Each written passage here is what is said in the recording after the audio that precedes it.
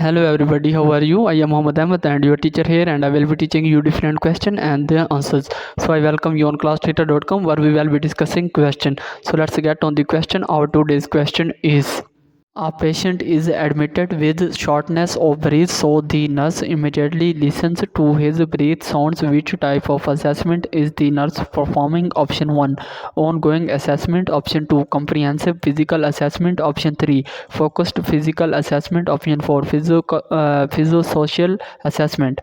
The correct answer of the question, answer 3, focused physical assessment. So that's the correct answer of the question. If you have any question, just leave a comment. I will be answering you as soon as I can. Thank you very much for watching the video. Please don't forget to like, share and subscribe our channel. Until next question, bye bye.